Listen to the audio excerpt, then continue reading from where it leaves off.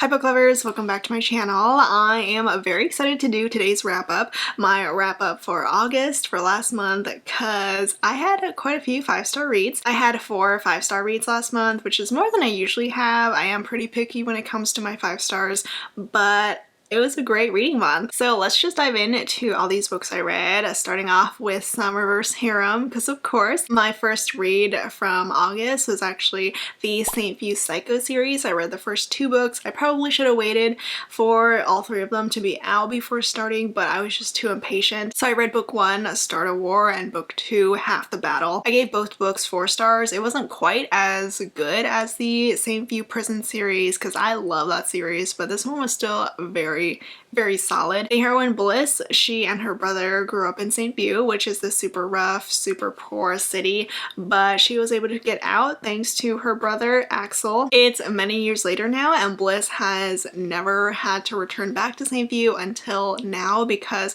unfortunately her brother gets murdered and she is trying to find out who did it, and the only person that she can turn to is Nash, her brother's best friend. Nash is of course one of the heroes. He runs a bar that he used to run with Axel. Our other hero is Vincent, and if you've read the St. View Prison series, then you'll already know who he is. He was formerly in jail, but now he's escaped, and he has a new job as a co-worker of Bliss's at this school. And the third and final hero is War, who is this heir to a local biker gang. So these are 3 very different guys, and I really liked all of them. They are so sweet on Bliss, Vincent especially. Vincent's an interesting character because he has a split personality. His other personality is literally the reason why he was sent to jail. His other persona is known as Scythe, who is a psychopath killer. And what I thought was interesting was that book 1 was all about Vincent, whereas book 2 was all about Scythe, because depending on what they're feeling, one persona will be more at the forefront than the other. And for anyone who's curious, there is some sword crossing going on between Scythe and War. So both of these were really good reads. I really liked being back in this whole St. View world. And then there's the suspense with Bliss trying to figure out who killed her brother, and also just her diving into this dangerous world of drugs, of gangs, biker gangs, and secret clubs. So there's a lot going on in this new series, but I thought it was a good follow-up to St. View Prison, and I mean, I'm just happy that Vincent got his romance. I read 2 Nikki St. Crowe books next, 2 of her novellas, and they were not that great.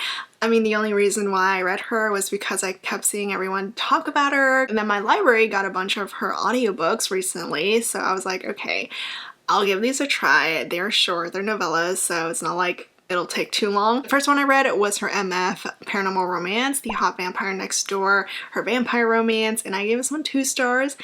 I was not feeling it. It's about a human heroine named Jessie who on her 21st birthday, she has to give herself as a blood bag in exchange for protection, but there is a vampire who has his eye on her, the hot vampire next door. Bran shows up and he kind of saves her, but not really. I don't really know. I did not understand what was going on because it was just so short and almost nothing happened. It felt like there was no point to this first novella, which was also my struggle with the other one that I read. Bran and Jessie just had no depth to their characters, and again, nothing really memorable happens. And then the other novella that I read from Nikki St. Crowe, this is probably her more popular one. It's The Never King, which is the first novella in her Lost Boys series, her Dark Peter Pan retelling series. This one I liked slightly better just because it had an interesting concept with the whole Dark Peter Pan retelling, but I still gave it 2.5 stars. And this plot is about the family of Darling girls. Every Darling girl on her 18th birthday,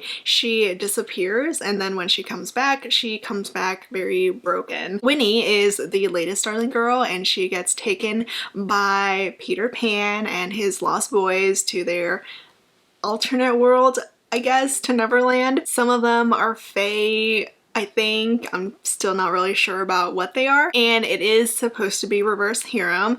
It's Peter Pan and all these other guys that I could not tell you about because I don't remember them. Honestly, I felt a little bit bad for these lost boys because Peter definitely stole the spotlight, and in this novella basically all they do is have sex and that's about it. It's a smutty novella. And the thing about Winnie is that she's supposed to be different from the other Darling girls, and I just didn't understand how or why, because she just had sex with him. That was it. It was basically another confusing novella with barely any plot, not much depth to the characters, and the world building. I mean, I guess Nikki St. Crowe tried, and I really feel like the reason why it's not that great is because of how short it is. I'm pretty sure the author released these novellas, these seasons, on Kindle Vella, which is why, you know, they're really short, but I would just prefer to read like an entire cohesive story in one book rather than like multiple novellas. I mean, some authors can do short novellas for a series well,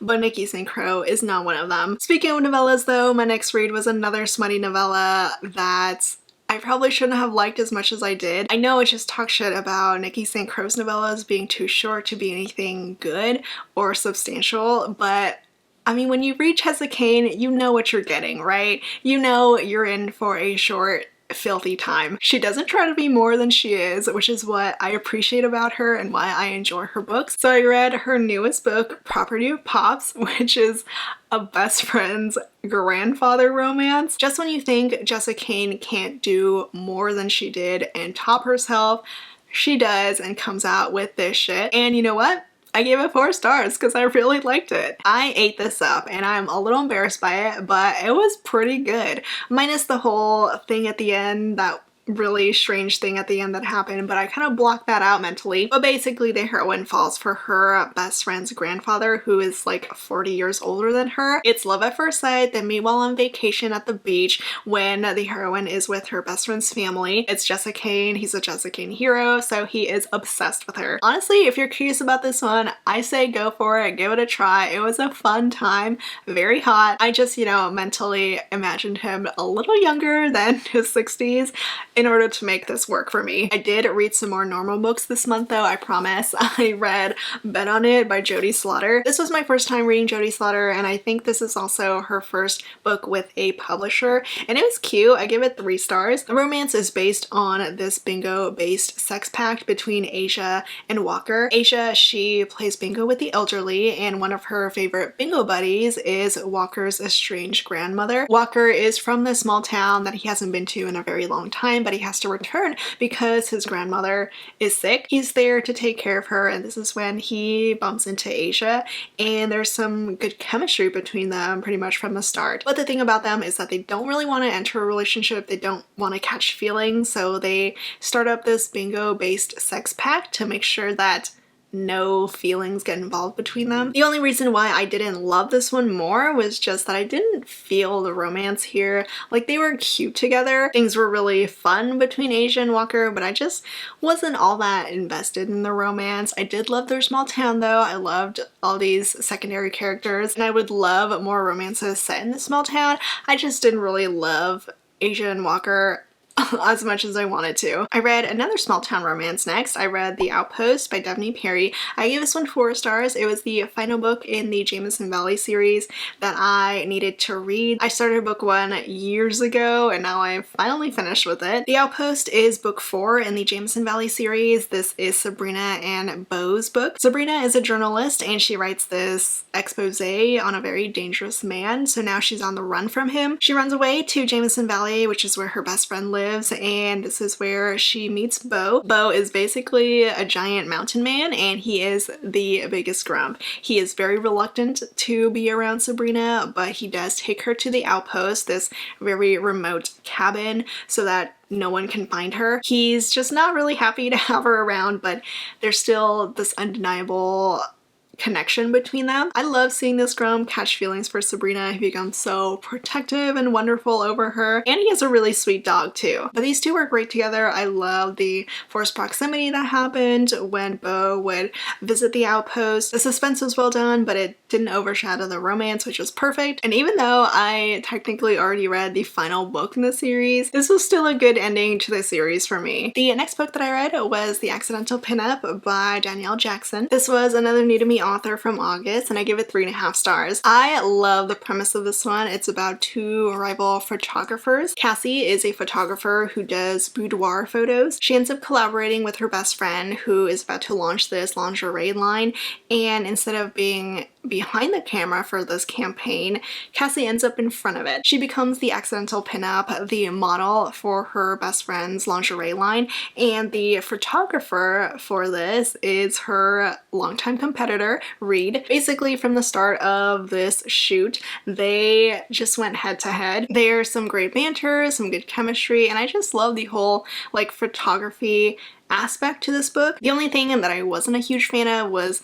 this thing that happens at the end. That part was a little bit annoying to read with the whole third act breakup there, but I did enjoy this overall. I like Danielle Jackson's writing. I definitely want to read more of her books now. And then my first 5-star read of the month was The Bodyguard by Catherine Center. I freaking love this one, and the audiobook was amazing. It's a celebrity romance with a Hollywood hero, and the heroine is his bodyguard. Hannah is known as an executive protection agent, basically a bodyguard, and she gets hired to protect Jack. She's the kind of heroine who keeps people away. She doesn't really let people in that much because she was hurt in the past. And then most recently, she's just found out that her boyfriend was cheating on her with her best friend from work. So Hannah is clearly going through it, but the thing that I loved about her character was that she's just so she kind of makes things a little funnier than they should be. I just loved her voice and her narration, which is so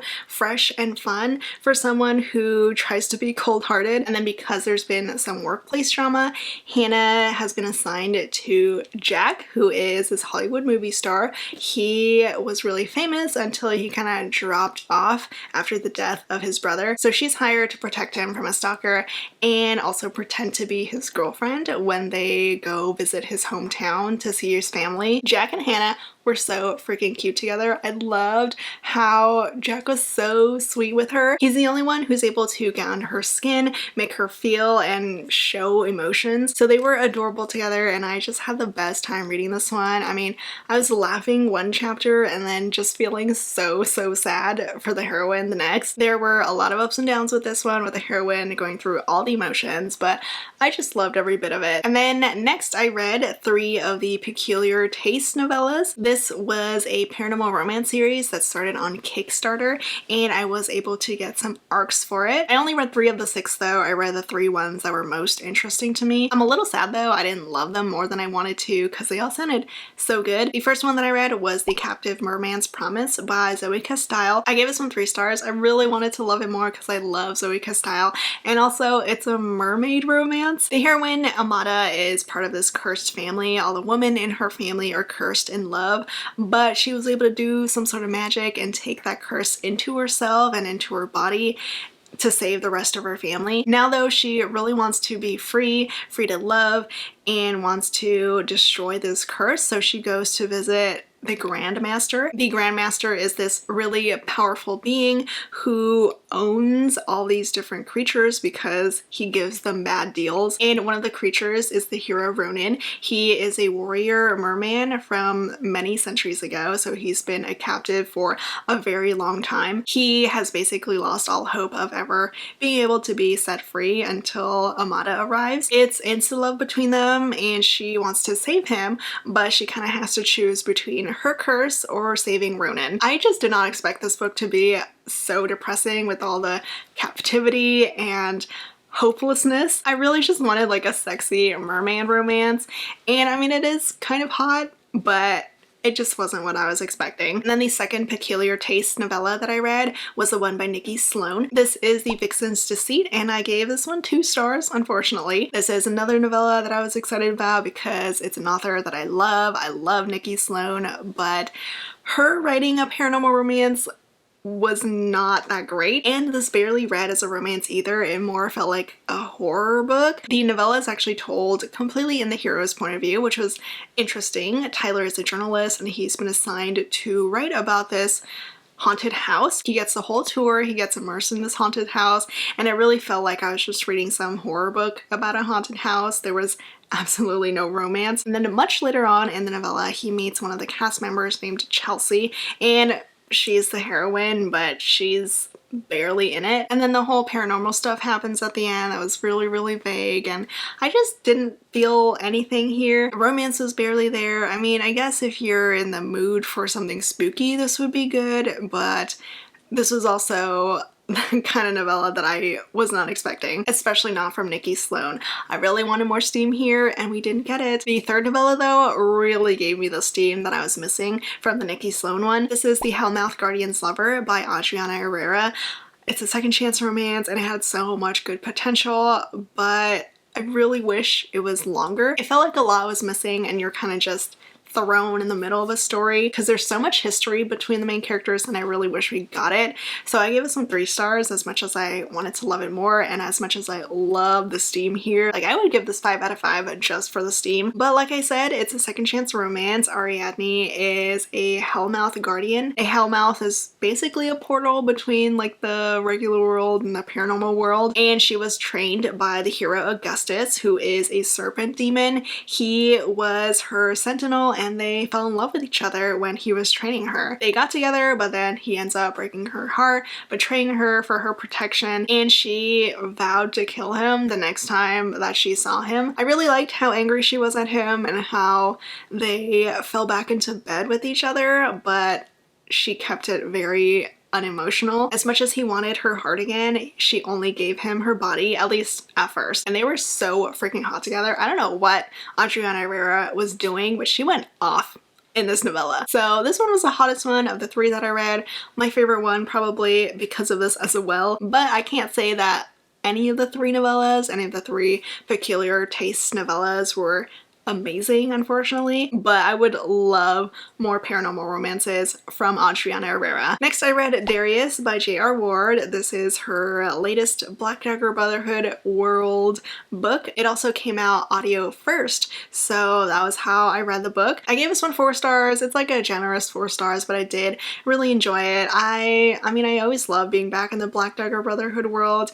I loved jumping back into the early days since Darius is, of course, still alive here. He unfortunately died at the beginning of the Black Dagger Brotherhood series, and now we finally get his story. We get to see him being a part of the Black Dagger Brotherhood. We see his relationships with Wrath and all the other boys, and it's just so sweet to see. Also very bittersweet because, you know, what happens to Darius. He falls in love with a human named Anne, and of course they end up having a baby who is Beth, but it's not exactly a happy ending for Darius and Anne until much later. There is a reunion though, a very bittersweet one, but I liked how it ended. I was happy that we finally got Darius's book and that Darius and Anne did get their happy ending in their own way. I read a mafia romance next. I read the 3rd book in the Empire Nightclub series by K.A. Tucker. It's Dirty Empire, and I am a little bit torn between 3.5 and 4 stars. Like, I liked it, but I don't think it was quite as good as book 2. So it's probably more like a 3.5 stars for me,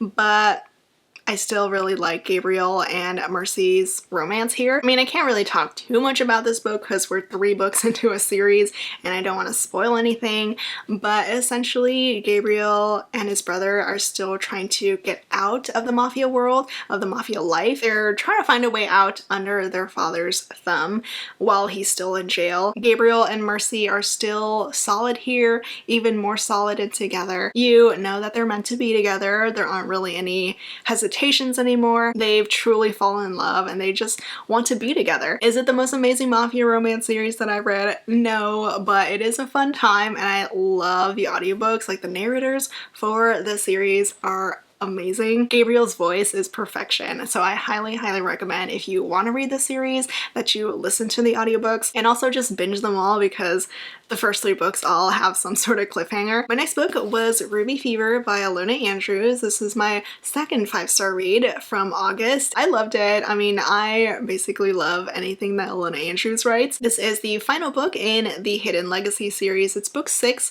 but technically the 3rd book for this couple, for Catalina and Alessandro. So in this final book, powerful people are being targeted and Catalina and Alessandro are trying to protect their city. We get to learn more about Catalina and her family. There's a whole showdown with the big bad guy, and I thought it was a perfect ending for Catalina and Alessandro. I loved how things worked out for them. I will say though, I'm gonna need Ilona Andrews to give us Arabella's romance, her own trilogy. She's the third and final Baylor sister, and she's the only one who hasn't gotten her romance yet. There is a little tease at the end of Ruby Fever though for her possible romance, but there just aren't any set plans by the author for that to happen. So I am praying Ilona Andrews will make my dreams come true and give us Arabella. I also read After Hours on Milagro Street by Angelina M. Lopez. I am a huge fan of this author and I really wanted to love this one, but I only give this one 3 stars. I was obsessed with her Filthy Rich series, and sadly I just didn't love this one as much. I think I just wanted more of the focus to be on the main characters and on the romance rather than all the other stuff going on outside of them. So here we have Alex, who has just returned to her small town and she wants to take over her grandmother's bar. These two have a pretty awkward first meeting because they fall into bed together and he kind of shoots off prematurely. So she's very unimpressed with him. He's feeling embarrassed, and their romance is just very slow to develop, especially when they put so much focus on this bar, on Alex's family, and on this small town, their community. I mean, I love the small town here. I loved Alex's family, but I wanted a little bit more from Jeremiah and Alex. I never really felt that chemistry between them, and it might be because of that awkward first meeting. It wasn't a bad read though, because I do love Angelina M. Lopez. I love her writing. I just had a little bit too high expectations for it after reading her Filthy Rich series. I read another sort of small town romance next. I read Booked on a Feeling by J.C. Lee. This one was adorable. I give it 4 stars. It's a friends to lovers romance. It's very wholesome and sweet. Not all that steamy, but I didn't mind it. So Jack and Lizzie are good friends. They've been friends since childhood when they would spend summers together, and now they're all grown up. Lizzie is working as a hotshot lawyer in LA and Jack is still living in their small town. Lizzie does eventually go back to their hometown though because she's been so stressed with work. She basically has a breakdown and finds herself back in their small town for a few weeks. Jack is our sweet hero who has pined for Lizzie for a very long time. She is the girl of his dreams, but he never really made a move for her to show his feelings or anything because he never wanted to risk their friendship. But now that she's back home, there's this whole possibility, and she eventually starts to see Jack for more than he used to be. There's also a bookstore that's involved in this story. Lizzie kind of decides to revamp this failing bookstore and Jack helps her with that. And I did really appreciate that Jack wasn't just waiting on the sidelines for Lizzie. Like, he had his own issues to deal with, like him not really knowing what he wants to do with his life and trying to figure that out. But these two are adorable together. If you love Friends to Lovers, I highly recommend it, especially if you love a good pining hero. For my next read, this is a book that I was very curious about because it sounded so good, but it was by an author that I kind of struggled with. But I did end up reading God of Malice by Rina Kent. This one is a dark college romance, a dark noodle romance with a psychopath hero, and I did like it, but I also had some issues. So I ended up giving this 3.5 stars. It definitely could have been a 4, but it felt like the author tried a little bit too hard with Killian's character, with making him into a psychopath hero. So this book is the first in the Legacy of God series, which is like a spin-off of all of her other previous series that I have not finished reading, and I don't ever really plan to, but we do get to see a lot of characters here, all the second generation and also the first. Killian is Asher and Raina's son. He is their second son.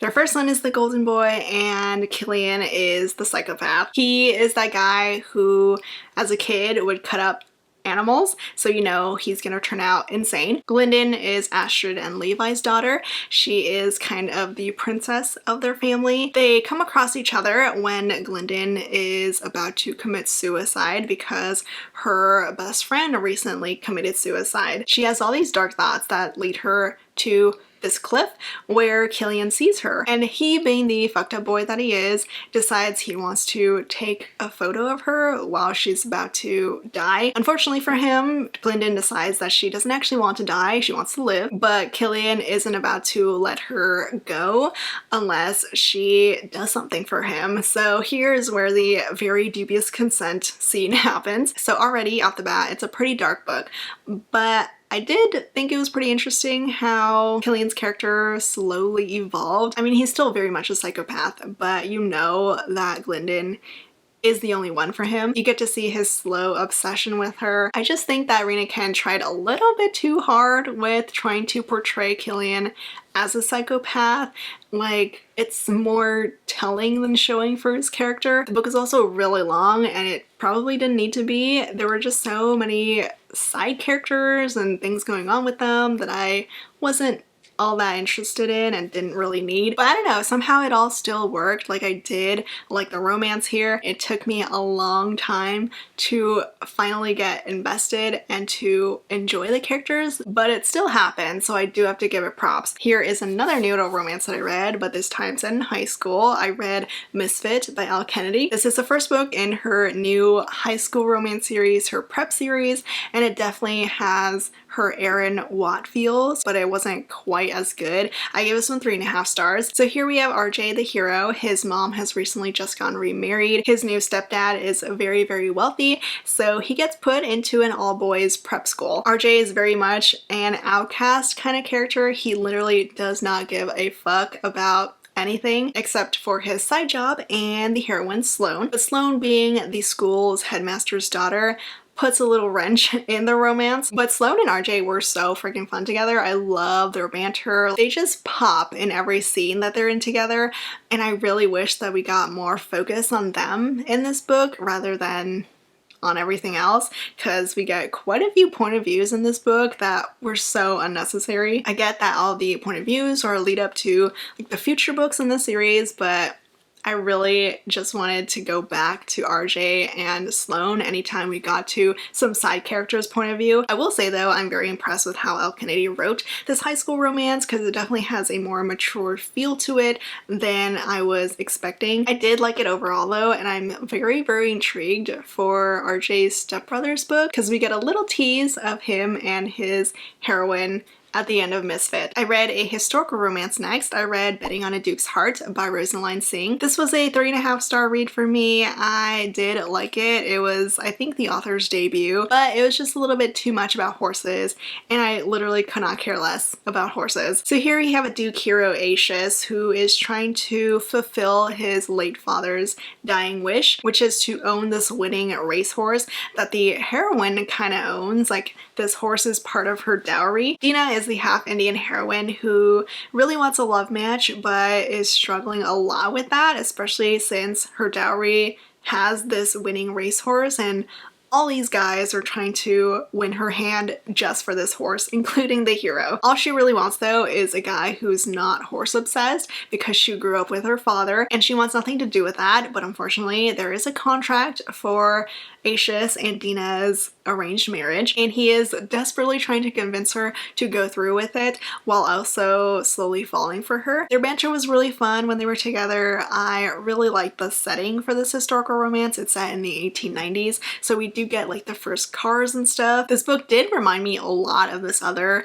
historical romance that I read that was also horse focused. It was one of Tessa Dare's book in her Stud Club series. That one I really did not like, but this one was a little bit better just because I did like the relationship here. I like the romance. I love Dina's character and how she just knew what she wanted and went after it. So for a debut, it wasn't bad at all.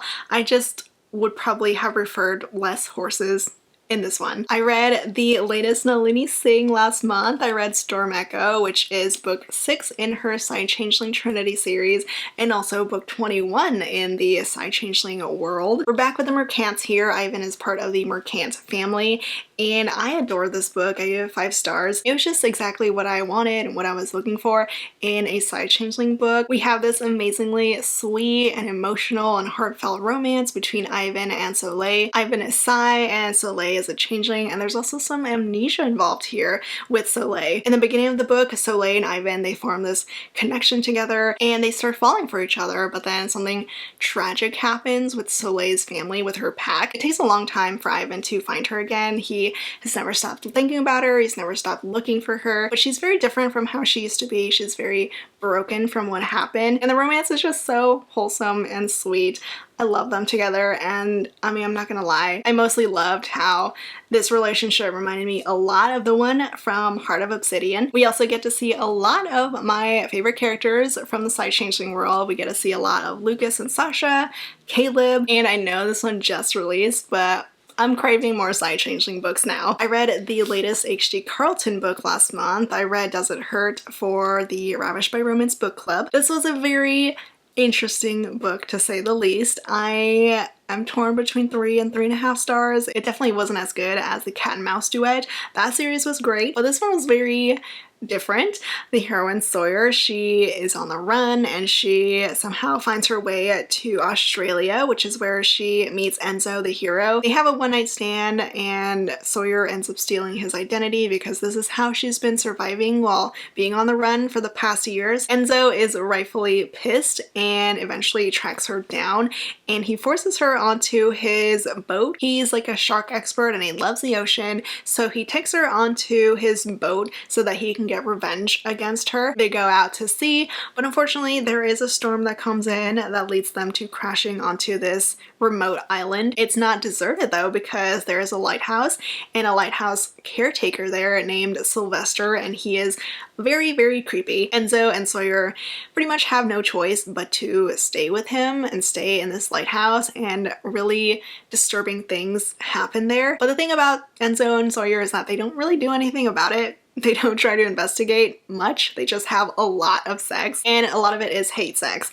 And while it is hot, it just got to be a little bit too much. Like, them being in bed all the time just did nothing for the story. Eventually though, secrets do come out and we find out the truth about what's going on in this lighthouse. It was really disturbing and really sad too. The main thing though that I just wasn't really a fan of was that Enzo's revenge against Sawyer, like the way he treated her after their one-night stand and after she stole his identity, was way out of proportion compared to what she actually did to him. Like, I get getting mad over her stealing his identity, but it wasn't actually as bad as he made it out to be, and he treated her so terribly for it. I really wanted to love this one, especially after how much I enjoyed the Cat and Mouse duet, but just wasn't as good. For my next book, I read Nikki the Driver by Kate C. Wells. This is a mafia romance, book 2 in her Underboss Insurrection series. Book 1 was Run Posey Run.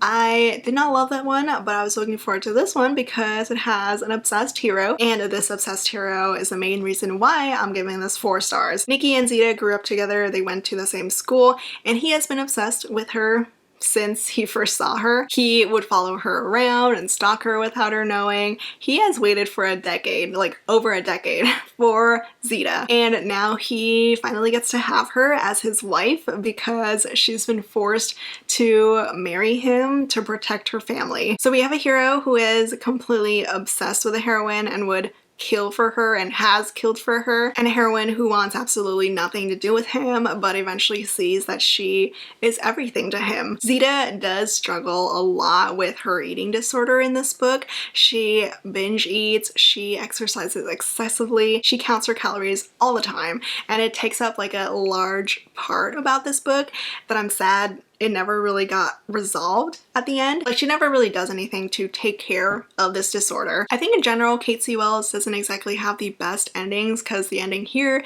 is also another one that's really wrapped up quickly. Things felt rushed here, a little unfinished. There was just so much left up in the air for Zita and Nikki, but we still somehow get this happy ending. So this isn't a perfect book, but the hero definitely made it work for me. And I mean, I'm never really gonna complain about an obsessed hero. And then my 4th 5-star read for August was The Close-Up by Kennedy Ryan. This was perfect. It's a novella in her Hollywood Renaissance series, book 1.5. It's Takira's novella, and I loved it so much. Takira was one of the side characters from Real, and now we get her sort of second chance romance with a guy that she met one day back in high school. Naz was on the basketball team with her brother, but things kind of imploded with her brother that it led to them never really speaking to each other again, even though they connected on this like deep emotional level this one night. They reunite though a decade later, and it's like those years between them never happened. There's still so much good chemistry between them, and Naz literally says that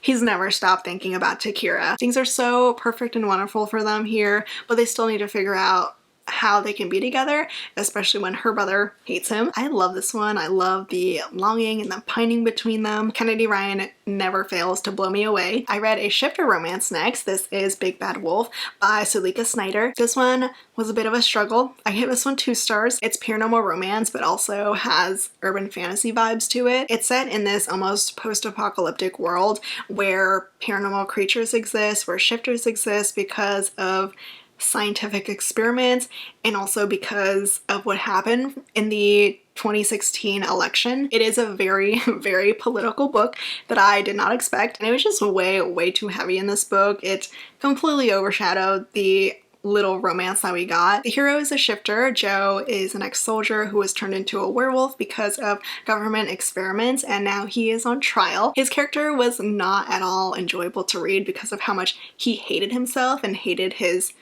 wolf, which I mean is understandable, but at the same time, when I read a paranormal romance, I want to, you know, enjoy the paranormal aspect. Neha is the heroine and Joe is a lawyer. She's also a psychologist, and she's trying to understand Joe in order to find out how to defend him in his case. Sadly though, I just did not feel the romance between them at all. They eventually go on the run, so they're together a lot, but Joe is just he was so annoying with how much he felt like he didn't deserve her or she deserved better. So his character was depressing, the whole political world here was depressing. Neha's character was good, but just not at all enough to make up for everything else. And then the final book in this wrap-up is Guarding Temptation by Talia Hibbert. This is a short and hot novella that I gave 4 stars to. It's a brother's best friend romance. James is Nina's best friend, and he was kind of tasked with taking care of Nina because they lived in the same city, and these two actually become really good friends themselves.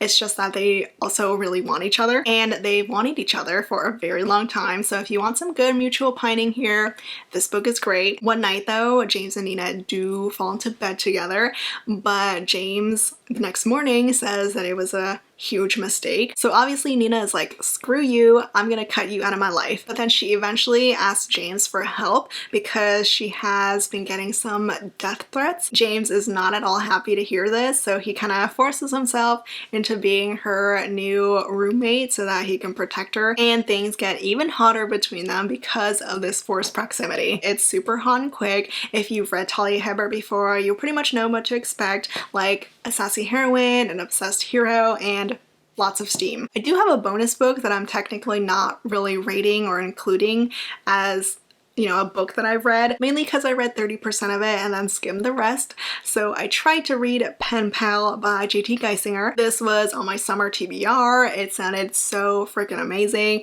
It's like this dark romance, this dark epistolary romance, except it didn't end up being that. If I had to rate it based on what I did end up reading, it would probably be 2 stars because I was not feeling the romance at all. I felt zero chemistry between them, which is why I kind of gave up around 30%. But I was curious enough to skim towards the end because there's this whole mystery. There's this guy sending the heroine letters and she's going insane over it, insane over her memories. I didn't expect the paranormal aspect to it though, and I can't say I'm all that impressed with it either. When I got to that reveal, it was kind of like, oh, there's still a happily ever after though, if anyone was curious. I just wasn't really all that impressed with the book, unfortunately. But I just wanted to share my thoughts on this, even though I didn't fully read it, just in case anyone was curious to see how I felt. And that's it for my August wrap up. As always, let me know your thoughts if you have read any of these books.